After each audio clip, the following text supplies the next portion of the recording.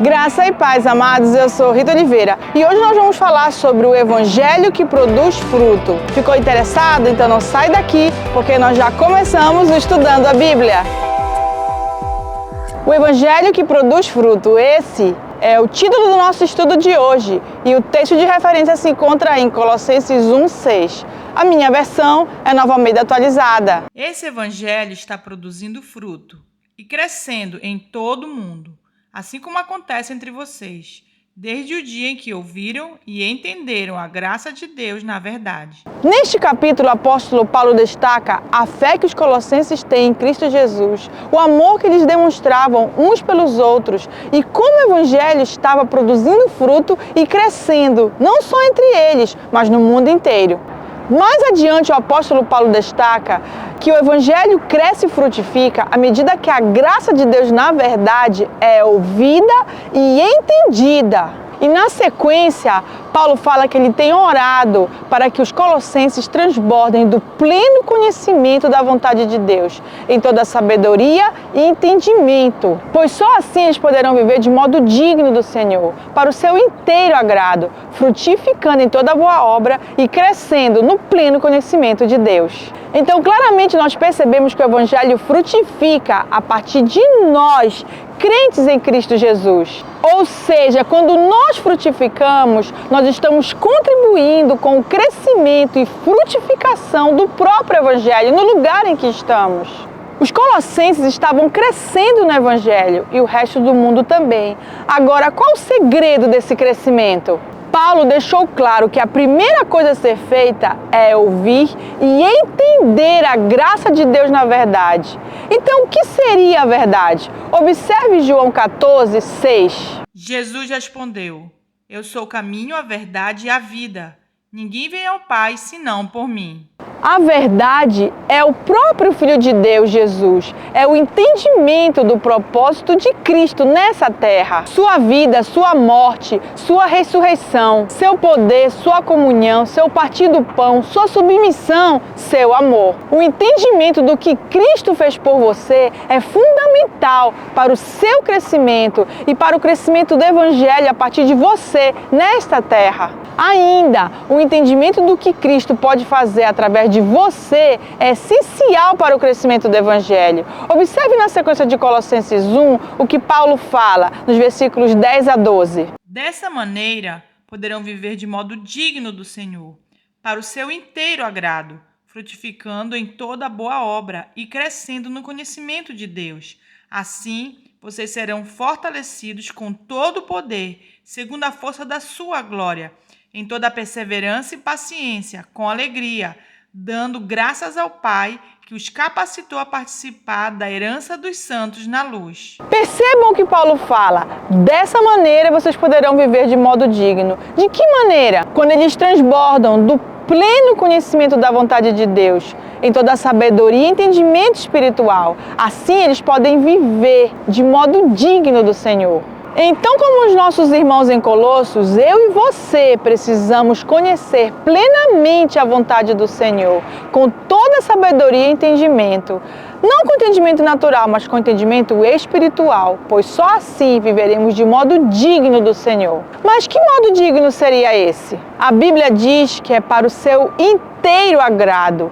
Inteiro significa completo. Isso é traduzido em frutos ou frutificação em toda boa obra. Aqui Paulo qualifica o tipo de serviço, ele diz o bom serviço, ou seja, dar frutos na boa obra ou no bom serviço que você está realizando nessa terra para o Senhor. Tem mais, viver de modo digno do Senhor também significa continuar crescendo no conhecimento de Deus, porque uma vez cheios do conhecimento, podemos ser fortalecidos com todo o poder. E sobre esse poder, Paulo também dimensiona. Ele não diz que é pouco ou metade de um poder. Ele fala sobre todo o poder. Poder esse de acordo com a força da glória de Deus.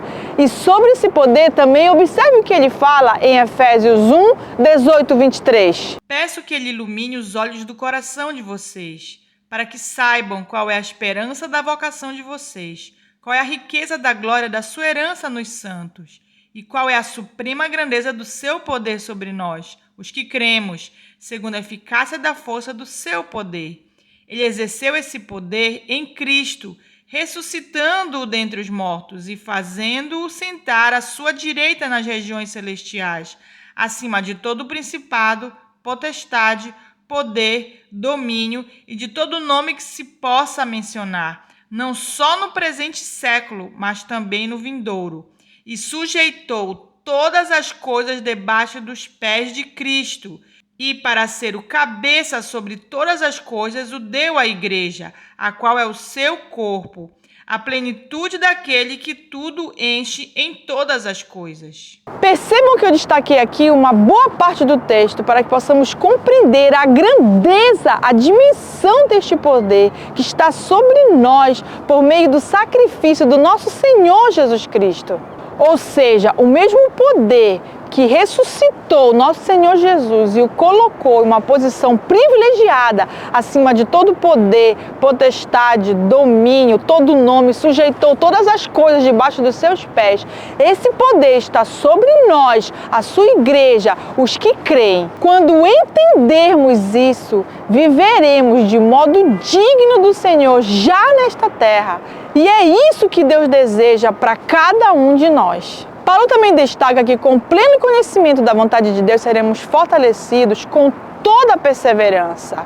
Aqui ele fala toda, não é pequena, mas é toda a perseverança e paciência, e claro, com alegria, para darmos graças ao Pai por Ele ter nos chamado para participar da herança dos santos na luz. E que herança dos santos seria essa? Que Paulo destaca tanto em Colossenses quanto em Efésios. Tudo que Jesus conquistou na cruz, redenção, remissão, comunhão novamente com o Pai, comunhão entre os irmãos, saúde física, mental e espiritual, viver de modo digno, com autoridade e poder, por meio de Jesus Cristo e, é claro, a vida eterna. Isso não é pouca coisa, pelo contrário, é tudo que o ser humano precisa. A libertação do poder das trevas e o viver no reino do Senhor Jesus, reconciliados com Deus e separados para viver a boa, perfeita e agradável vontade de Deus para nós. E para finalizar, eu quero ler 2 versículos de Efésios 1 que complementam o estudo de hoje. Nele temos a redenção pelo seu sangue,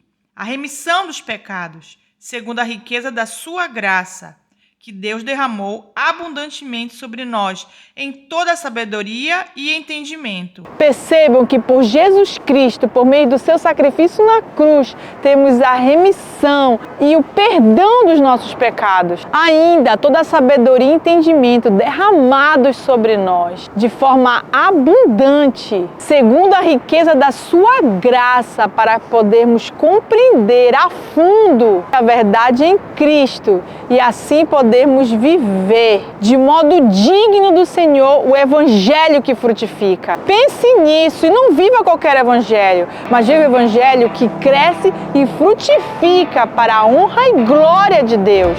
Isso é viver de modo digno do Senhor. Que Deus te abençoe em nome de Jesus.